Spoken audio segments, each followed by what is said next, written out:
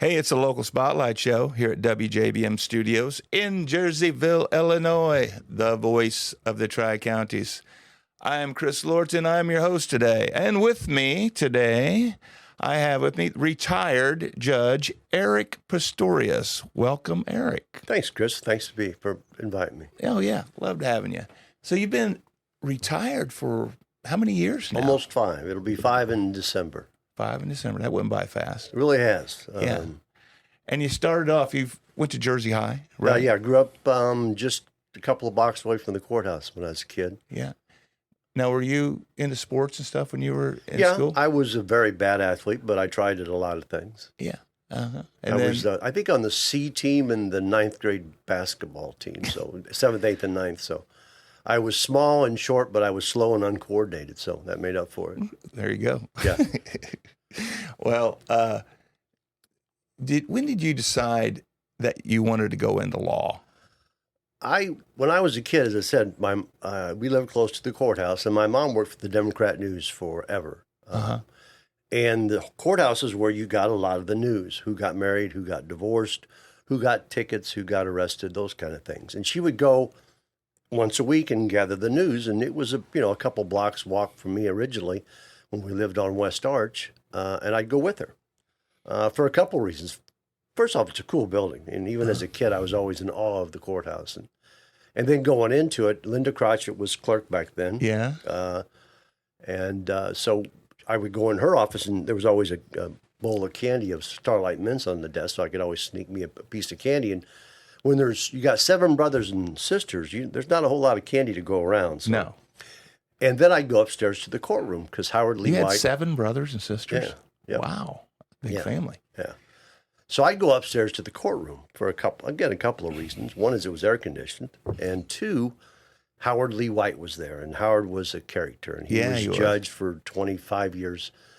My father passed when I was very young. Howard knew my father, so he was always very good to me. And I would go watch, and I was just enthralled about the whole thing. It was like theater, and Howard just kind of was the band leader, the orchestra leader, and it was just a fascinating world for me to see, and I got to see it up close. And then, I'm 8, 10, 11 years old, and he would talk to me after he was done. Yeah.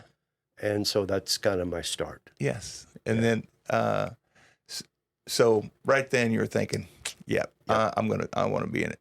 Did you want to be a judge like Howard? I wanted both. Okay. I wanted to be an attorney because I watched them, and I was always very impressed with what they did. And Butch Whitman was the state's attorney back then, and then later Lee Plummer, who I ended up working for both of those men.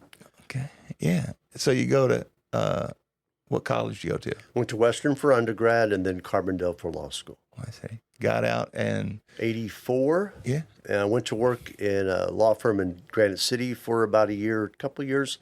And then Lee asked me to come back to work for him in both his private practice and at the state's attorney's office. And I came back in 86, I believe.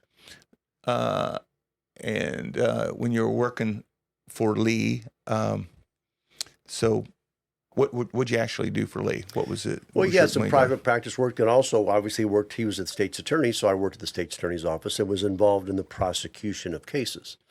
And that was a good start because you get a lot of courtroom experience when you work at the state's attorney's office. In fact, I had interned at Lee's office after my second year of law school. They had a 7-11 program, which allowed second-year law students to work at the state's attorney's office or public defender's office and actually go into court. So I was going into court every day the summer before my senior year in law school. Cool. Yeah. So it was really, and Lee was a great teacher. I got to do a jury trial.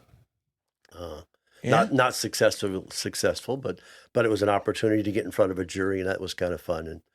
And Lee handled it beautifully because I was looking for some leadership and insight, and he stayed away purposefully, so I would have to do it myself. Oh. And it worked out, so yeah. Yeah, why do they call it 7-11? I think that's just the statute. Oh, okay. Yeah. I got you. And you also worked at WJBM. When I went away, came back, and Gary Brown owned the station, and they were looking for somebody to do ball games. This is back, and this was a great era. This was With the girls' basketball team, you had the Mortensen girls were involved, and the team was incredibly successful.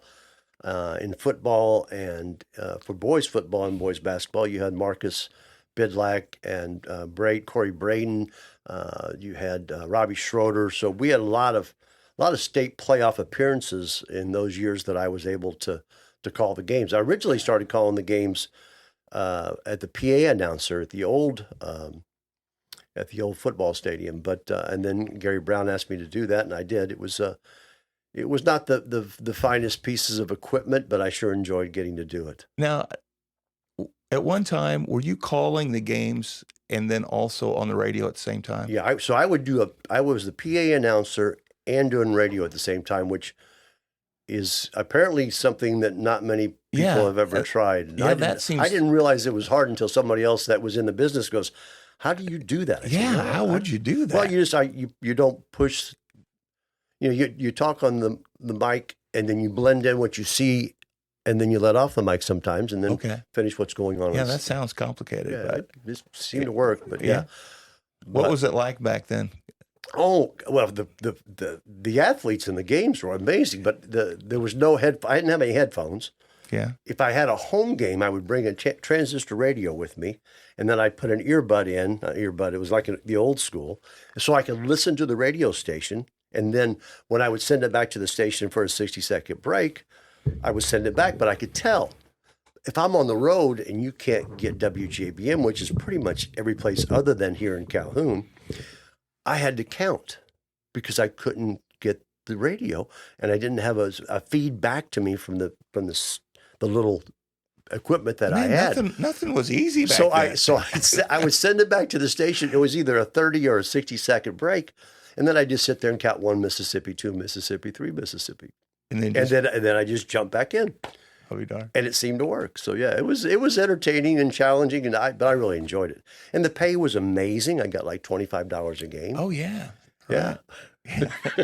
which sometimes paid my gas, sometimes didn't.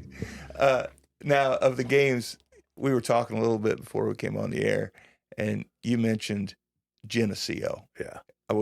And that year, it was in the 90s, I believe. Yeah, it was. The year before, I think we were undefeated. That was, I think, Corey, Braden, and Marcus Bidlack's senior year. They were 9-0. And I think we went to Washington and got beat in the first rounds. And the next year, it's Robbie Schroeder, I believe, is the quarterback. I think the Long Boys were wide receivers. Not as good of a team during the regular season. They were 6-3, but they got on a nice little run in the playoffs and got to the either quarter or semifinals and played in Geneseo. And Geneseo is a powerhouse in west, north central Illinois. And I can remember looking up some information on them and preparing for the game, that they had as many state playoff championships as we had state playoff appearances. And so we go up to Geneseo, and their town looks very similar to the downtown of Jerseyville at that era. Uh-huh. And but when you got to the game, they had the Green Bay Packer uniform colors and style, and they had at least 100 kids on the sideline, and they just killed us. It was, not a great game to watch.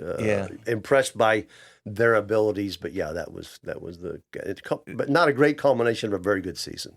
Now, those years, it seemed like we did dominate in football and maybe basketball too. I don't know. They had good runs in basketball. Ed Test came to town, and that changed everything for football.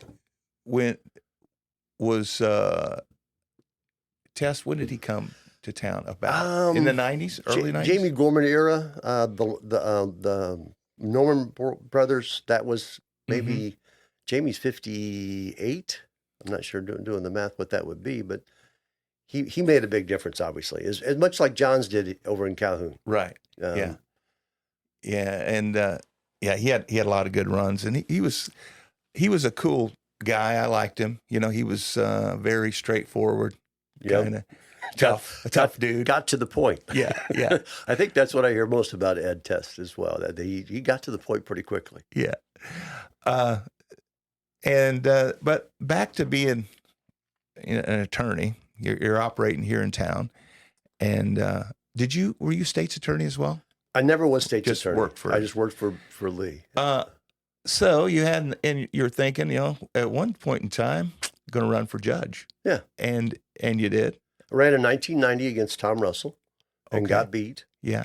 Tom was the associate judge here, and then he finished out his term, and then he was going to retire midterm, so I got initially appointed by the Supreme Court, and then ran and won. Actually ran unopposed and won the election. So. And were judged for how many years? 15 years. Yeah. Retired in 2000. What is it? 20? Yeah, 2020. Hey, if you're just joining us, I have with me retired Judge Eric Pistorius, talking a few different football and operating as an attorney and a judge here in Jersey County. So as you were judge 15 years, did you ever have any big cases? Well, to the people that are involved, every case is a big case. Okay. And I tried to treat every case in that manner so that people understood that I got comments made when I was done, and people said, I always appreciated that you always listened. Mm-hmm. And I always thought that was important. And listening is a learned talent, particularly for attorneys who like to talk, and I'm as bad as any of them. Yeah. But in that role, I tried to parse through it all and make sure everybody got their chance to say their piece. And then once they're done, then they're done, and I'm going to make that decision. So every case was important to me because it was important to the people. But probably the most highest profile is the Carroll, the murder trial that we had. Before we talk about that case, what do you think is attorneys, young attorneys that are going in front of a judge, all right, what are some things that they need to do and some things that they should not do if you're coming for a judge? You're young and you're starting off. What do you think? What's your tips? I was very, very simple, and I didn't have a dress code. You go wherever you wanted, as an attorney. I mean, a lot of judges want ties and whatever. I didn't care. I want two things. I want you to be on time, and I want you to be prepared. Okay. And that's it. If you do those two things, life is going to be very successful for you in every aspect of life. How often did that happen? It didn't early. Yeah. But because there was a couple of people that didn't understand how important that was to me. And when I explained the importance how do you reprimand somebody for coming in late? What do you usually do? It depends. It depends on their demeanor when they get there. Are they apologetic? They're going to give me a reason why. I had one attorney walk in a half hour late, and the problem with this guy showing up a half hour late is it wasn't just him. It wasn't inconveniencing me. My docket rolls along. I do the cases as people bring them to me. But there were three other out-of-town attorneys. This guy was an out-of-town attorney that were all waiting on him, and they had other places to be. Yeah. That wasn't their only destination of the day. And so he wandered in, without any appearance of being hurried or apologetic. Had he done any of that, I would have brought him up front and just gave him a quiet little, you can't do this. Uh-huh. But he came in with the wrong attitude, and so I dressed him down in front of everybody. Yeah. And I made it loud and clear, and he started to backtalk. Said, no, you don't talk to me. Talk to those three people because they're the ones waiting on you, and you're the one that has messed up their day. Yes. And that is discourteous, and I'm unaccepting of that in my courtroom. Yeah. I like it when people show up on time, for sure. Yeah. Because everybody's time is money. Yeah. We got time. We only got so much time. And my time's just as valuable as yours, was my rule. Yes. So, yeah. Now, let's go to the Carroll case. So you were the judge on the Carroll case. So, this took place. It was something that happened. How many years ago? 15 years ago is when it took place. And it was his son had a girlfriend, and there was some suggestion that maybe mom was not the greatest mom ever. And so as the facts come out, that he and his family take off on a little boating excursion or a camper or whatever it was. And then he and his son came back to town, and according to the evidence presented, Mr. David, is it David? Roger. Roger Carroll. David was a teacher, so yeah, I don't want to defame him. He was a good teacher, actually. But Roger Carroll, I guess they lured, or he Roger lured. Carroll Jr., I think, wasn't it? Lured this gal, the mother, suggesting that her daughter was at his house and that he shot her and then burned the body for 3 days. Yeah. And so nothing happened. They always considered him a suspect, but they couldn't get anything about it. So then fast forward 10 years later, and there's a family dispute between him and his wife, and there's alleged allegations of a domestic battery. And when that happened, the son, who was 15 at the time, is now a grown man, and he goes to the police and tells them what really happened. And so that turned into a week-long or more jury trial. And even turned into a movie, didn't it? Or something. I mean... well, you got the Frank Yoakman one. That's the Paula Sims one. That was a movie, but I don't know if Carol turned into. Oh, okay. I don't know if it was kind of like a documentary. Okay. You know, it was pretty interesting. I saw bits of it. Now I got a question for you. Okay, how's the new judge, Allison Lorton? How's she doing? That Lorton girl. Oh my gosh, how's she doing? In your estimation? Is as I expected. She is sharp as a whip. She has absolute control in her courtroom. She shows respect. She listens. She does she checks all the boxes. And I knew this from the first time that I met her, when she first came to town, obviously, with Leif. And she worked for Cliff Emmons, who was an attorney in Jersey County for a lot of years, moved to Madison County. And I like telling the story. I like telling the story in front of Cliff also, is that he showed up at a hearing and made a really nice written brief, made a great argument on a case. And so I ruled in his favor. And so the other attorney had left, and Cliff was putting his papers together.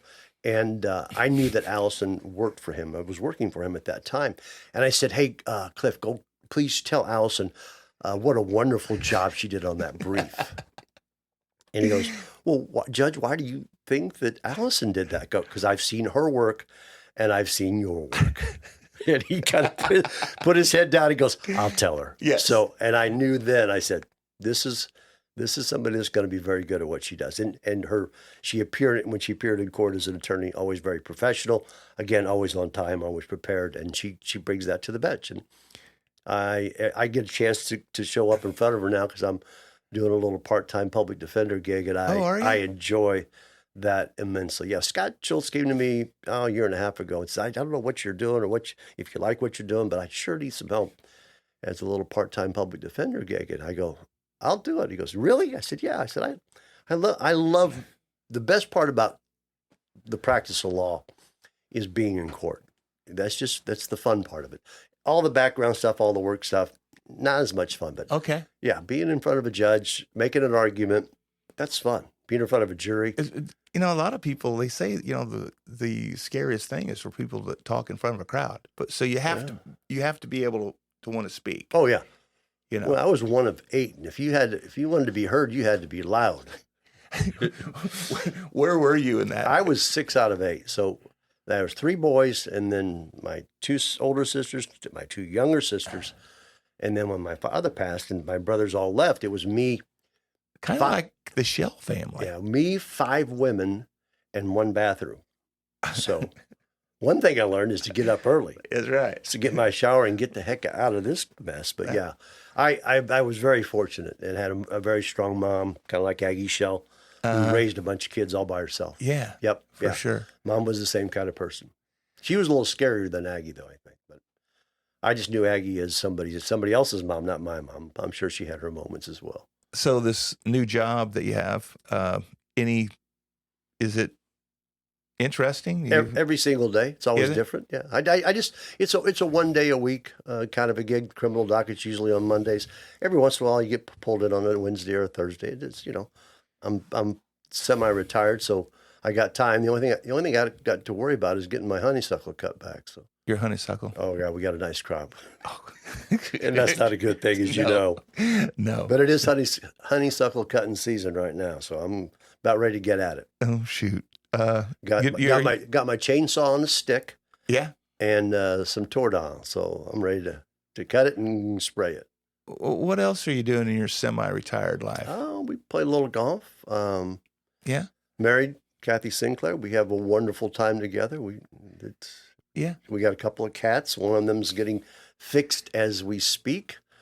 And you shared with me that it's going to be a little more expensive than I expected. Well, so thanks. Yeah. Just from experience. But needs to be done. Oh, yeah.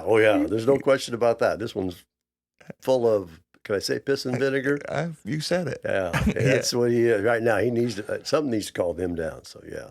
Okay. We'll see. Well, Eric, it's been a joy having you in. Anything that you'd like to touch on before we close this interview out? No, it's just very lucky. I mean, I grew up in a cool little town, great people. Yeah. Got to come back and hopefully make a difference. You seem very happy. Oh my God. Yeah. Couldn't be in a better place in my life right now. Than where I'm at. It's too bad this doesn't happen earlier in our lives, right? Well, that's part of life. You got to get through it sometimes. Yes. Well, thanks so much for coming in. Well, thanks for having me. And have a great day. All right. See you. Thanks.